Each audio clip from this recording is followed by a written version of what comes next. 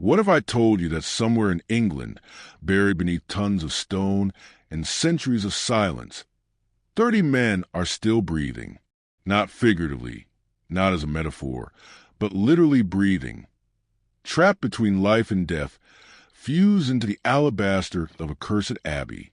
Sounds impossible, doesn't it? But there are mysteries in this world that defy everything we think we know about the very nature of existence. And the story you're about to hear is one of those mysteries that, once known, never leaves your mind.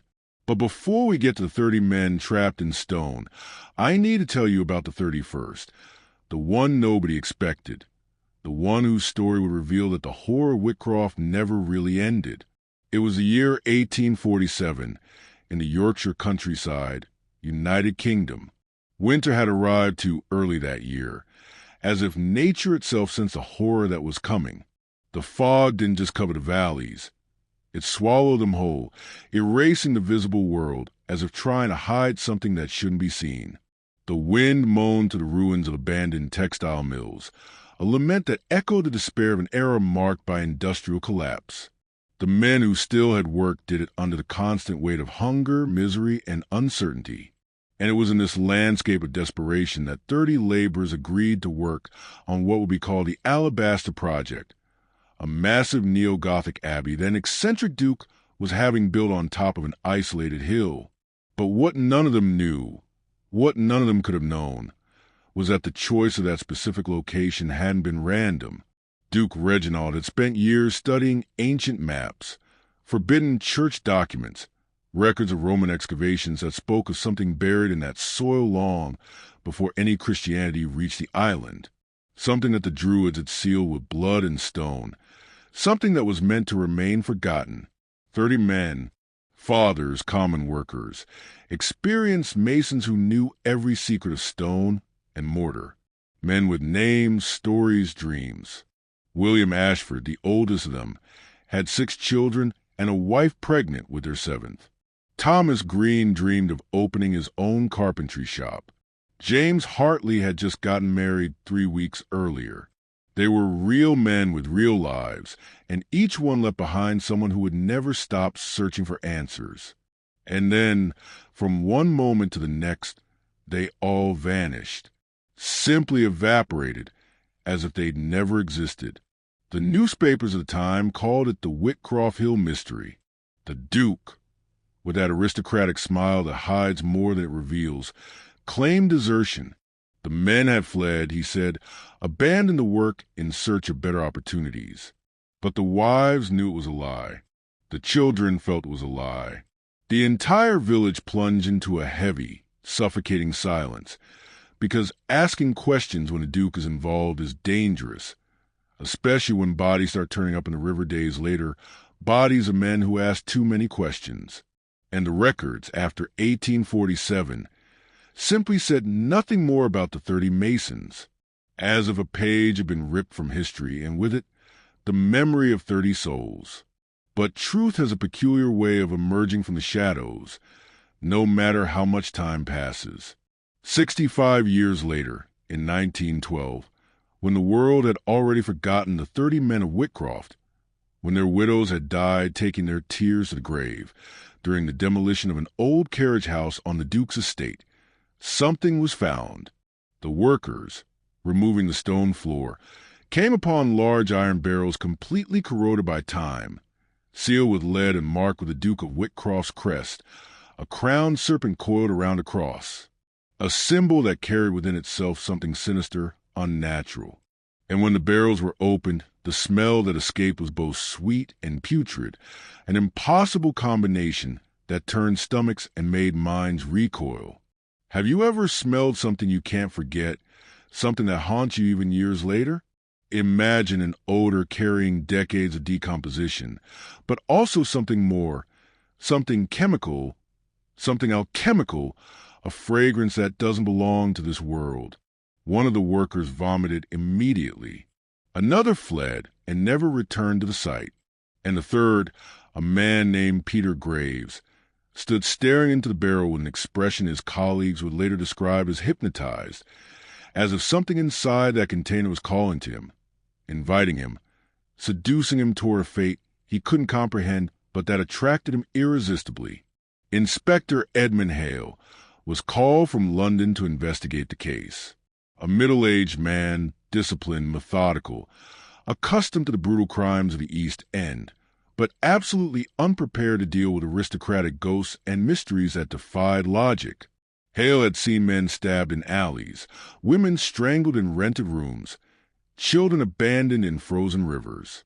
He thought he knew the limits of human cruelty, but Whitcroft would teach him that cruelty has depths he'd never imagined, and that some atrocities aren't committed through impulsive violence, but through calculated ambition, through a thirst for transcendence that consumes everything in its path.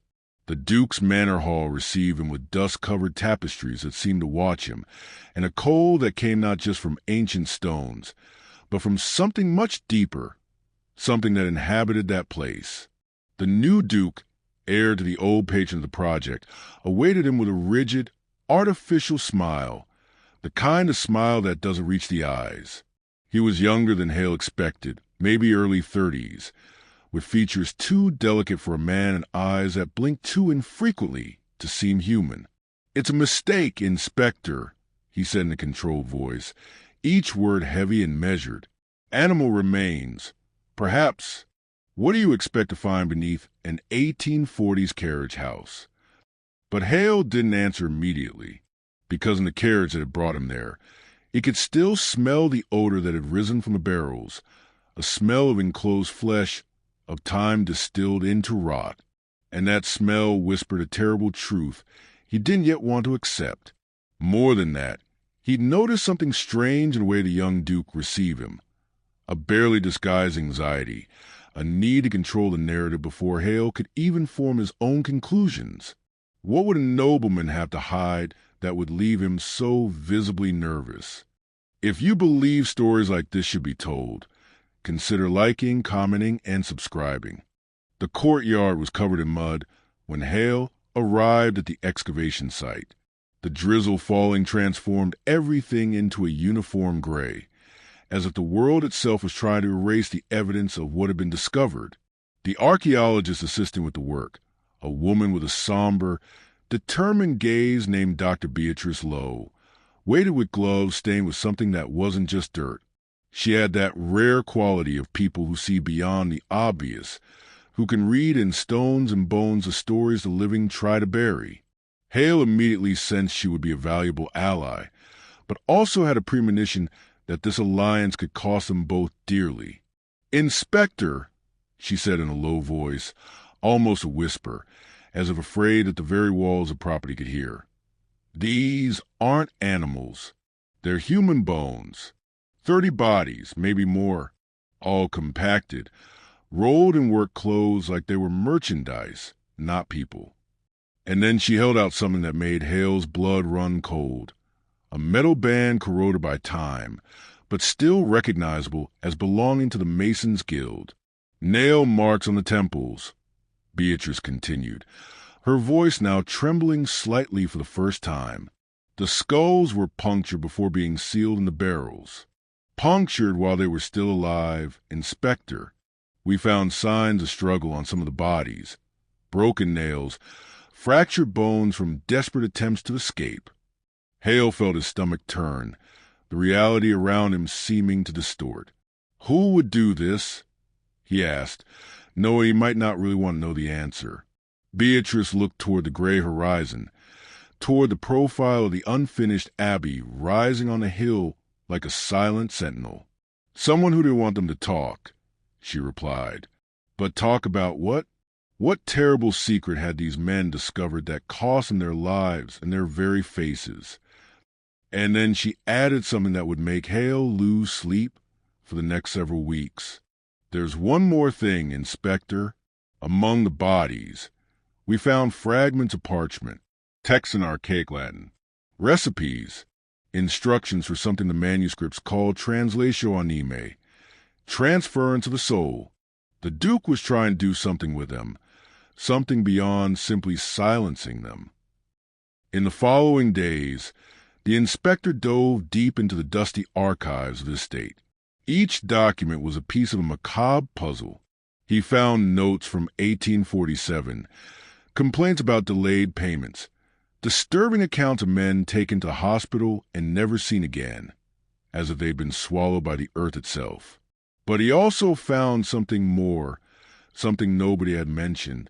Letters from a local physician, Dr. Silas Pemberton, addressed to Duke Reginald, refusing to participate in what he called experiments against nature and against God.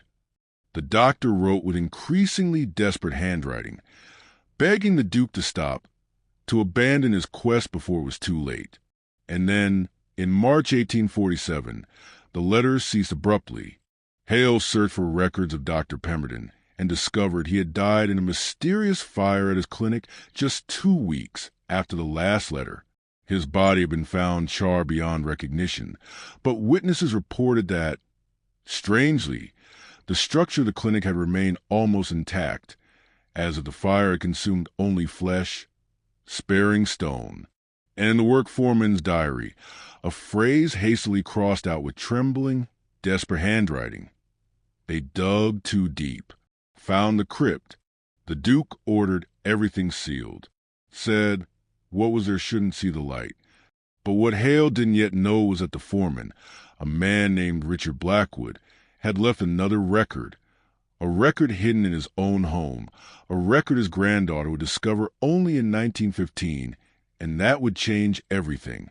What crypt was this? What could be hidden beneath an abbey under construction that would justify the massacre of 30 innocent men? With each page Hale turned, each fragment of truth he discovered, he felt he was being pulled into something much larger and darker than he'd imagined. And more than that, he felt he was being watched, that his movements were being tracked, that someone or something knew exactly what he was discovering and was allowing for now that he continue. The old Duke, Reginald de Whitcroft, was known for his obsession with alchemy. He financed excavations beneath the abbey, claiming to seek the secret of spiritual transmutation, a quest that mixed primitive science with dark occultism. But Hale discovered that Reginald's obsession hadn't begun with him. 3 generations of Dukes of Whitcroft had dedicated themselves to the same quest, each advancing a little further, each willing to pay a slightly higher price. Reginald's great-grandfather had consulted an Italian alchemist who was later burned by the Inquisition. His grandfather had sponsored expeditions to Egypt in search of texts about mummification and preservation of consciousness after death. And Reginald's father had died under mysterious circumstances, his body found in the library with eyes fixed on an open book, expression frozen in pure terror. The crypt had been sealed even before the abbey's inauguration. And then, just a few weeks after the closure, the 30 workers vanished like smoke. Coincidence? Hale no longer believed in coincidences. He was beginning to realize he was dealing with something that went far beyond a simple crime, however horrible. He was facing an attempt to transcend human nature itself, and the price of that attempt had been paid with innocent lives. But the question that haunted him was, had the attempt failed or succeeded? Were the 30 men dead, or were they in some intermediate state, as local legend suggested? And if they truly were conscious within the stone, what would they feel after decades of imprisonment? On the 3rd night of investigation, something changed. Hale dreamed, but it wasn't an ordinary dream. It was too vivid, too real. He dreamed of metal drums lined up under a dripping ceiling, and from inside them came a muffled, rhythmic, impossible sound. It wasn't the sound of the dead. It was the sound of something still breathing, trapped between worlds, between life and death. In the dream, he saw himself opening one of the drums, his hands working with an urgency he didn't understand. And when the lid finally gave way, what emerged wasn't a corpse, but a translucent figure made of liquid alabaster, looking at him with eyes that were wells of endless suffering. The figure tried to speak, but from its mouth came only the sound of stones scraping against each other. And then in the dream, Hale realized it wasn't just one figure. There were 30, all emerging from the drums, all walking toward him with slow, deliberate movements, not threatening but pleading, as if begging for something he should understand but couldn't. He woke in a cold sweat, heart racing. In the room, the clock had stopped exactly at midnight. The silence was absolute, oppressive, until he heard it, a slow, dragging sound coming from the floorboards, like nails on stone, a sound that shouldn't exist in that empty room. When he lit the lantern with trembling hands, he saw the mark, a wet trail coming from under the wardrobe, and inside, in the suffocating darkness, a completely rotted worker's cap, marked with a Mason's Guild emblem. Inside the deteriorated fabric, a note written in graphite with hurried, desperate handwriting. The Duke made them silent, but what was there still speaks. Can you imagine the terror of waking up and finding that in your room? Of realizing that something is trying to communicate through time, through death itself? Hale sat on the bed until dawn, holding the note, trying to understand how it had gotten there, who had placed it, and why now, after 65 years. And then he realized something that made his blood run cold again. The handwriting on the note was identical to the handwriting in Foreman Richard Blackwood's diary. But Blackwood had been dead for decades. Or had he? The next morning, with daylight doing little to dispel the fear that had settled in his chest, Hale descended to the Abbey ruins with Beatrice. He had told her about the dream and the note, perhaps hoping she would think him mad, that she would advise him to return to London and forget the whole thing. But Beatrice only nodded, as if she'd expected something like this. "I've been dreaming too, Inspector," she confessed as they walked through the morning mist. "I dream of faces in stone, of voices calling my name. And yesterday, when I was cataloging the bones, I found something. One of the vertebrae had an inscription carved into it, so small I almost missed it. It said only, 'Libertas nos, free us.' The wind blew like a voice trapped for centuries trying to break free. Behind the unfinished altar, they found a hidden stairway, the steps worn by time and by feet that had descended them decades before. The descent seemed endless, each step taking them deeper not just into the earth, but into something more fundamental, as if they were descending through layers of reality itself. The air grew denser, heavier, charged with static electricity that made the hairs on their arms stand up. Below, waiting patiently in the shadows, was a crypt. The walls were pure alabaster, translucent, almost alive. And Hale realized with a shock that the alabaster seemed to pulse very slightly, as if it had its own heartbeat. The floor was littered with melted candles that formed strange, geometric, ritualistic patterns, designs Hale recognized from his studies of the occult as symbols of imprisonment, of containment, of keeping something inside when that something should naturally be free. And in the center, a dissection table covered by a cloth petrified by time. Beneath it, wax molds. 30 wax molds. 30 human faces preserved with impossible perfection, each with open eyes, sculpted with realism that defied any known technique of the era. But what disturbed Hale most was the expression on the faces. It wasn't fear, it wasn't agony. It was resignation, acceptance, as if in that final moment these men had understood something, as if they'd seen something that made them accept their horrible fate. Beatrice murmured, voice choked with horror. He preserved them. He fused them into the alabaster. And then she pointed to the vault above them. There, carved into the white, luminous stone, were the same faces, the same 30 faces, transformed into angels. But they weren't angels of salvation. They were angels of torment, trapped forever in stone, their souls imprisoned between heaven and earth, between life and death. And Hale noticed something more, something Beatrice hadn't yet seen. Among the faces in the vault, there were empty spaces, circles of smooth alabaster waiting to be filled. The Duke hadn't finished his work. He had planned for more. The report Inspector Hale prepared was never published.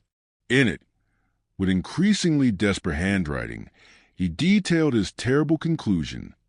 Duke Reginald, in his obsession with immortalizing his work and achieving some form of spiritual immortality, had ordered the Masons to be sacrificed and literally fused into the Abbey's mortar, their blood as sealant, their souls as offering some force he believed he could control.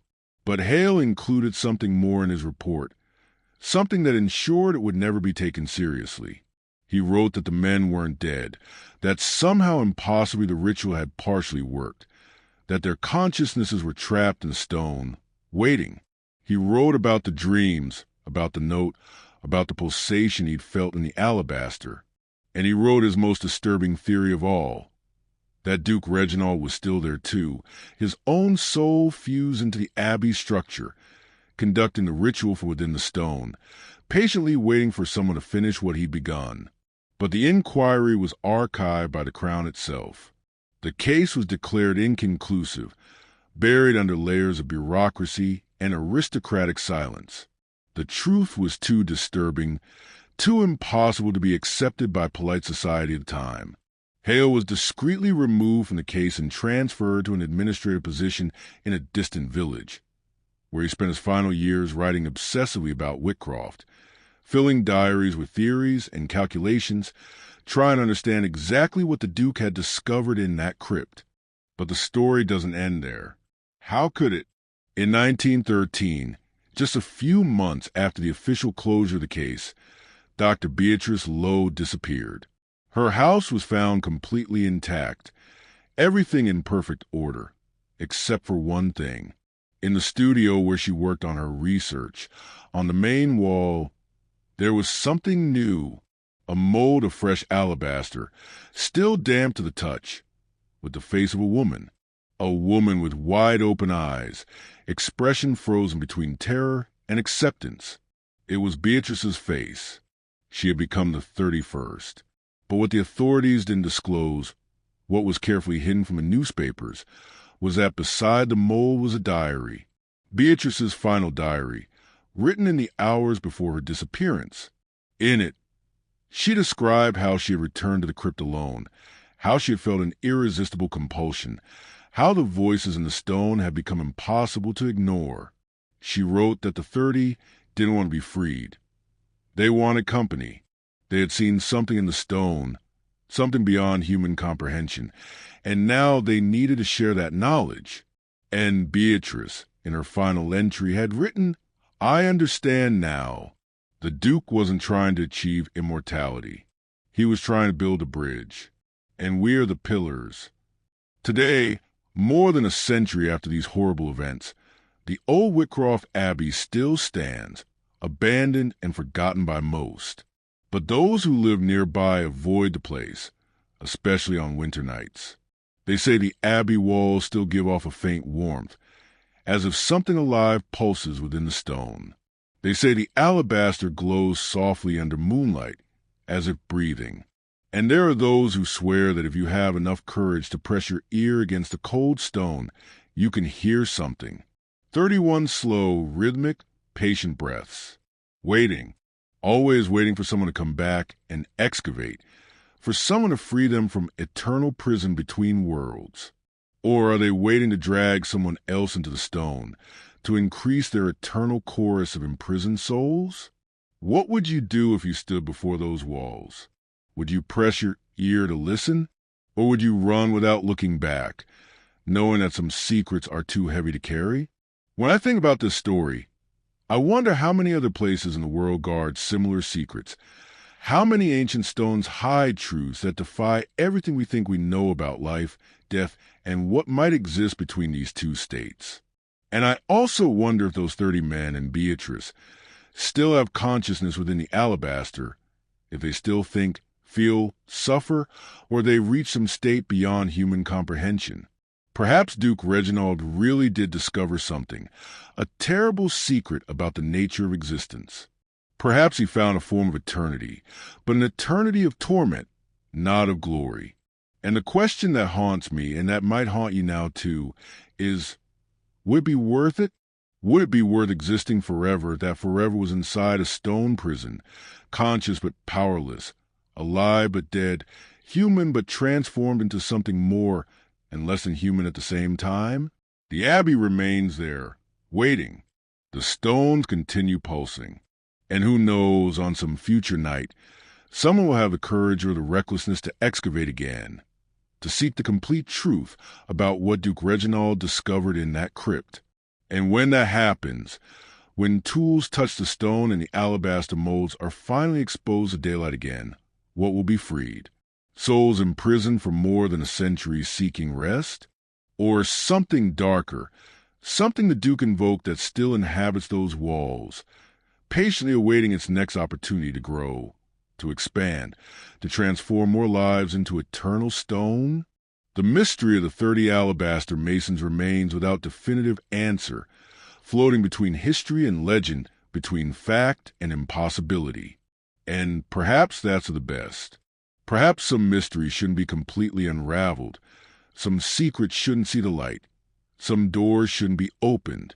But human curiosity is relentless, isn't it? And as long as there are mysteries, there will be those who seek answers no matter the price.